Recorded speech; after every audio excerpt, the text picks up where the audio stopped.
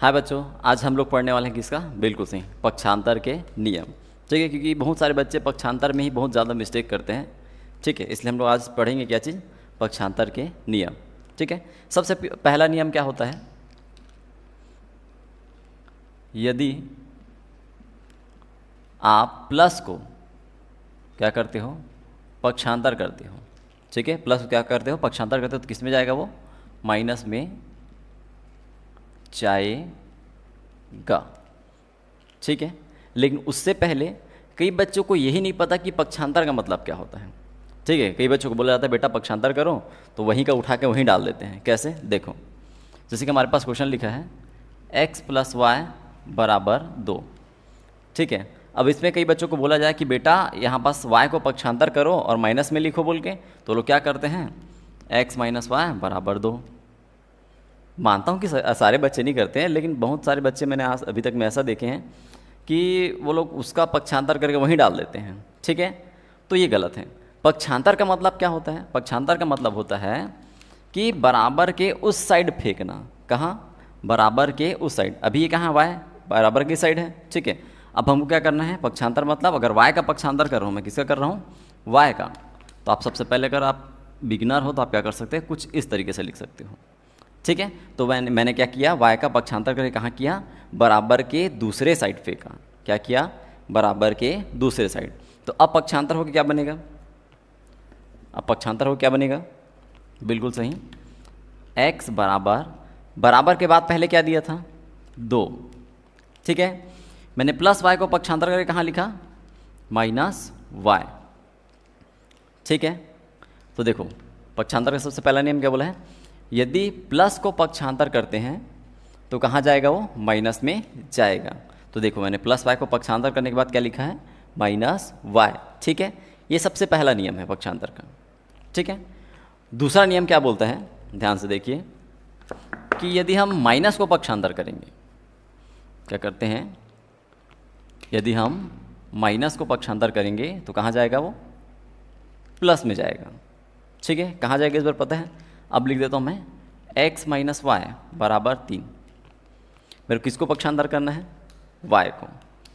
तो मैं पहले से करूँगा, फिर इसको कुछ इस तरीके से लिखूँगा। तो मैंने -y को क्या कर रहा है? पक्षांतर कर रहा है। पक्षांतर मतलब बराबर के दूसरे साइड भेज रहा हूँ। तब आंसर क्या होगा? बिल्कुल सही, x बराबर के बाद पहले से क्या दिया था? 3। तो -y को मैंने पक्षांतर करके क्या लिखा? +y। बिल्कुल सही। ठीक है, ये हो गया क्या चीज़? पक्षांतर का दूसरा नियम। ठीक है, नंबर 2। ठीक है, अब देखते हैं पक्षांतर का तीसरा नियम क्या बोलते हैं। लेकिन उससे पहले हम इसमें कुछ डाउट्स क्लियर करते हैं। कई बार बच्चों को बोला जाता है बेटा क्वेश्चन सॉल्व करो, तो लोग सॉल्व करते करते कहीं अटक जाते हैं। कहाँ अटकते हैं? जैसे कि यहाँ देखो, हमारे पास कुछ क्वेश्चन है। 3 - a = 4। ठीक है, जब बच्चों को बोला जाता है बेटा इसको हल करो बोल के, मतलब लास्ट में जब ऐसा कुछ आता है तो बच्चे रुक जाते हैं। काहे रुक जाते हैं? अब वे यहाँ सोचने लगेंगे सर या मैम यहाँ करे तो करे क्या। ठीक है, तो देखो यहाँ भी हम लोग क्या करेंगे? पक्षांतर ही करेंगे, लेकिन कैसे दिमाग लगाया जाता है कि हमने मतलब हमको यहाँ पास पक्षांतर ही करना है। ठीक है, चलो देखते हैं कैसे दिमाग लगाते हैं। सबसे पहले यहाँ पास याद ये रखना है क्या चीज़? जिसका आपको वैल्यू निकालना है। ठीक है, जिसका आपको वैल्यू निकालना है उसे नहीं छूना है। ठीक है, उससे बचा हुआ जो भी आपके सामने बचा है उस आपको पक्षांतर कर डालो।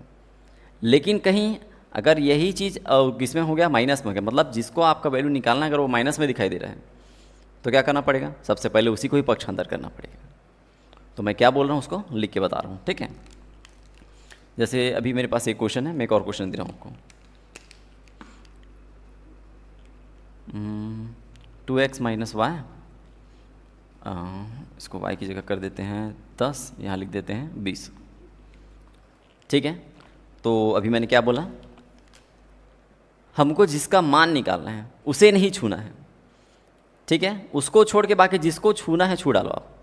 ठीक है, जैसे कि अब मेरे को किसका मान निकालना है? पास x का मान निकालना है। ठीक है, तो मैं x को यहाँ छोड़ दूंगा, तो मैं किसको फेंकूंगा वहाँ?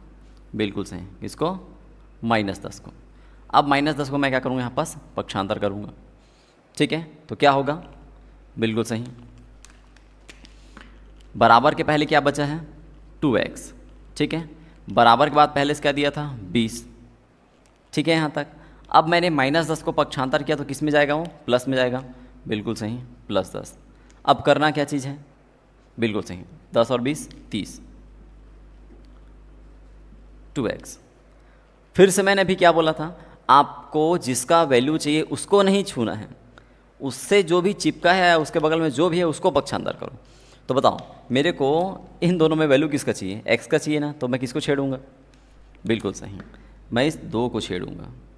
अब 2 यहाँ पास किस में है? बिल्कुल सही, किस में? मल्टीप्लिकेशन में। तो अब इस मल्टीप्लिकेशन को जब मैं पक्षांतर करूँगा तो कहाँ जाएगा? बटे में। यही आपका कौन सा नियम है? तीसरा नियम। पक्षांतर का कौन सा नियम है? तीसरा नियम, कि अगर हम मल्टीप्लिकेशन को पक्षांतर करते हैं तो कहाँ जाता है? बटे में, या हम उसको बोल सकते हैं भाग में। तो क्या हो जाएगा? अभी ध्यान से देखिए, 2x बराबर 30, तो मैं 2 क्या कर दिया है? पक्षांतर कर दिया है, तो अब 2 कहाँ चले जाएगा? 30 के बटे में। कहाँ चले जाएगा? 30 के बटे में, यहाँ लिख देते हैं। ठीक है, फिर 2 एकम 2, 15 दूनी कितना हो गया? 30। हमारे पास x का वैल्यू कितना निकला? 15। क्या था ये? पक्षांतर का एक सिंपल सा रूल। ठीक है, अब रूल नंबर 3 को अच्छे से लिख लेते हैं। तो यहाँ मैंने भी सबसे पहले क्या सिखाया? अभी वाला क्वेश्चन सिखाने वाला हूँ ना, कि हमने क्या सीखा? यदि आपको जिसका वैल्यू निकालना है उसको नहीं छूना है, उसके अगल बगल में जितना भी चीज़ है सबको पक्षांतर कर डालो। ठीक है, समझ में आया? चलो ठीक है। लेकिन यदि वही चीज़ किस में हो? माइनस में हो। कैसे? अभी बताता हूँ। यदि आपको जिसका वैल्यू निकालना है अगर वो माइनस में है तब क्या करें? देखो, जैसे मैंने लिखा था 3 ऐसा। ठीक है, अभी मैंने कुछ देर पहले क्या बोला था कि अगर मेरे को जिसका मान निकालना है मेरे को उसको नहीं छूना है, उसके पड़ोसी को छूना है। ठीक है, उसको पक्षांतर करना है। लेकिन अब क्या हो रहा है यहाँ पास? मेरे को a का मान निकालना है। ठीक है, तो इस बार मैं पक्षांतर करूँ को, मतलब किसको पक्षांतर करूँगा? a को ही पक्षांतर करूँगा। ठीक है, तो मैं a को पक्षांतर काहे कर रहा हूँ? क्योंकि वो माइनस में है। ठीक है, किस में है? माइनस में। ठीक है, क्लियर है?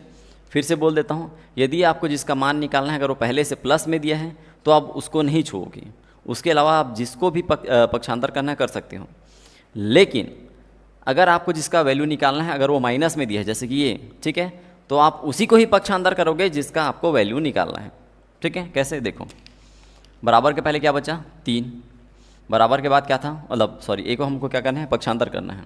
तो क्या हो जाएगा? +a। अब देखो, बराबर के बाद पहले से क्या दिया है मेरे पास? 4 दिए हैं।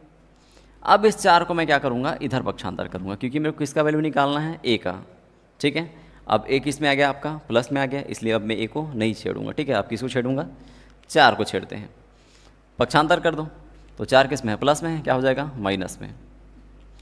तो 4 में से 3 का कितना बचा? -1। अब -1 क्यों बचा है? क्योंकि बड़ी संख्या के सामने क्या है? माइनस।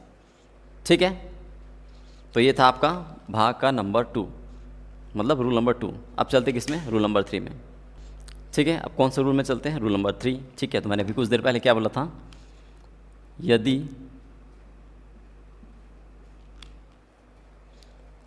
गुणा को पक्षांतर करेंगे तो कहाँ जाएगा? बिल्कुल सही, भाग में। गुणा का पक्षांतर करने पर कहाँ जाता है? भाग में जाता है।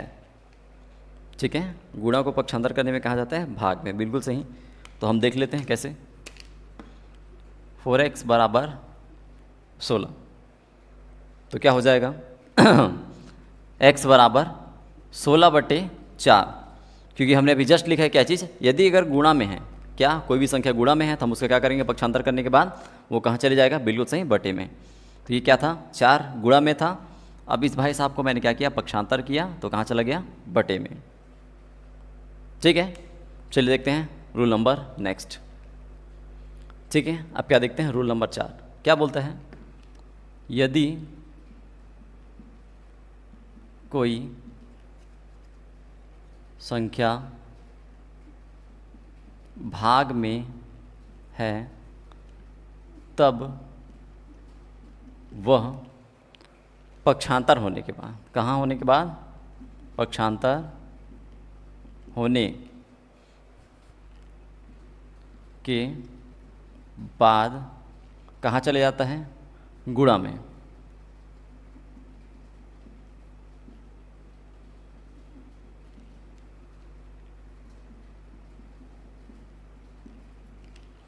ठीक है, पक्षांतर होने के बाद कहाँ चला जाता है, गुणा में चला जाता है। कैसे, देखिए 2x + 3/5 = 9। ठीक है, अब क्या करना है मेरे को, 5 कहाँ है, भाग में है, मतलब बटे में है। ठीक है, दोनों का मतलब एक ही है। तो अब मैं 5 को पक्षांतर करूँगा तो कहाँ जाने वाला है, बिल्कुल सही, कहाँ, गुणा में।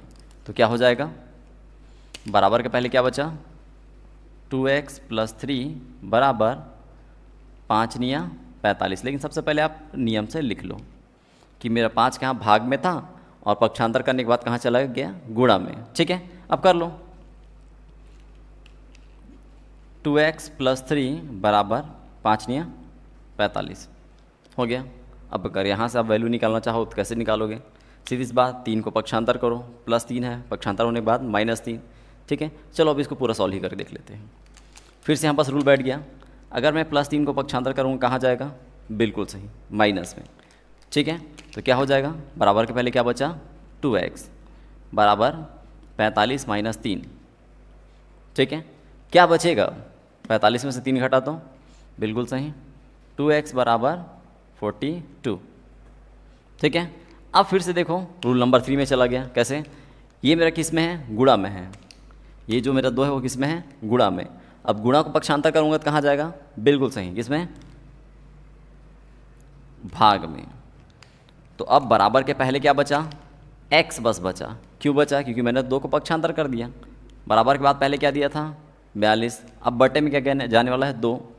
तो 2 एकम 2, 2 दूनी 4, 2 एकम 2, तो x बराबर क्या निकला आपका, 21। तो ये था सबसे बेसिक तरीका पक्षांतर करने का। ठीक है, अब ये अगर मैंने आपको पता चल गया तो आप जितना कोई सा भी क्वेश्चन हो सबको पक्षांतर कर सकते हो। जैसे कि अब मैं आपको थोड़े टफ क्वेश्चंस दिखा रहा हूँ पक्षांतर करके, ताकि लगे कि वैसे वो टफ नहीं है ना, वो सिर्फ नाम का है। ठीक है, तो हम उसको पक्षांतर कर देखते हैं क्या ये सारे रूल उसमें फिट बैठता है कि नहीं। ठीक है, तो देखते हैं एक छोटा सा क्वेश्चन। जैसे कि हमारे पास मान लो दिया है 2x - 3y बराबर, इस 2 को ज़्यादा कर देते हैं, जैसे कि 8x - 3y बराबर 2x + 5y। ठीक है, अब ऐसा कुछ मेरे पास प्रश्न दिया। ठीक है, अगर मेरे को इसको सॉल्व करना है तो मैं कैसे करूं। ठीक है, और कुछ डाल देते हैं पीछे में ताकि अच्छा लगे, जैसे कि +9। ठीक है, अब क्या करना चाहिए, चलो करके देखते हैं। अकॉर्डिंग टू रूल, सबसे पहले आपको एक और रूल सीखना पड़ेगा, कैसे, इसको कैसे हल करें। ठीक है, तो अब इसको कैसे हल किया जाता है, एकदम सीधी सी बात है। इसको हल करने का तरीका सेम टू सेम वाला हल होता है। कहने का मतलब x वाला x से हल होगा और y वाला y से हल होगा। ठीक है, लेकिन मेरे पास यहाँ भी क्या है, x और y है, मतलब ये हल नहीं होने वाला। ठीक है, ये दोनों भी हल नहीं होगा। तो अब हमारे पास रास्ता ही क्या बचा, बिल्कुल सही, क्या रास्ता बचा, पक्षांतर करने के अलावा हमारे पास कोई भी चारा नहीं है। तो कर डालते हैं, तो क्या होगा, देखो ये जो -3y है इसको पक्षांतर करूँगा इधर। ठीक है, तो किसके पास चले जाएगा, 5y के पास। और इस +2x, कौन से x का, +2x, 2x के सामने कुछ नहीं, मतलब क्या है, प्लस है, उसका पक्षांतर मैं कहाँ करूँगा, 8 के साइड। ठीक है, चलो करके देखते हैं तो क्या हो जाएगा। तो बराबर के पहले क्या बचा है आपके पास, बिल्कुल सही है, 8x बचा है। मैंने 2x को पक्षांतर करके इधर लेके आया, तो प्लस था वो क्या हो जाएगा, -2x। बराबर का बराबर हुआ, इधर पहले से क्या बचा था, 5y और क्या बचा था 9, लेकिन अभी हम लोग उसको नहीं लिखेंगे ना, क्योंकि हमारे पास अभी क्या है -3y है, उसको पक्षांतर करना है। तो -3y को पक्षांतर करूँगा तो क्या हो जाएगा, बिल्कुल सही, +3y। अब लास्ट में क्या बचा 9। अब ये भी सुन लो कि मैंने 9 को पहले क्यों नहीं लिखा, क्योंकि मैंने अभी जस्ट तुमको क्या बोला था कि सेम टू सेम वाला हल होता है, तो भैया y वाले को उसके साथ में लिखेंगे तो ज़्यादा अच्छा लगेगा ना, ठीक है। तो अब इसको हल करते हैं तो क्या होगा, चलिए देखते हैं। 8 में से 2 गया, 6x बराबर 5 3 8y +9। अब इसको देखने के बाद लगेगा कि क्या चीज़ है, बिल्कुल सही, अध्याय 2 का विलोपन विधि प्रतिस्थापन विधि में जैसे आप समीकरण बनाते हैं ना, तो हमको वैसे ही तैयार करना है। तो अब मैं बोलूँगा बच्चों इसका समीकरण बनाओ, तो कैसे करोगे, बिल्कुल सही, एक ही रास्ता है हमारे पास, क्या, ये जो 8y है पक्षांतर का डालो, तो क्या हो जाएगा 6x - 8y बराबर 9। क्या ऐसे ही आपको समीकरण मिलते हैं अध्याय 2 में, मिलते हैं ना, तो वही तो हमको यही सब चीज़ तो करना है, क्या, पक्षांतर करके क्वेश्चन को सॉल्व कैसे किया जाता है। बस अगर आपको एक्यूरेट रूल याद है तभी आप बना पाओगे, ठीक है। मिलते हैं नेक्स्ट वीडियो में, टाटा।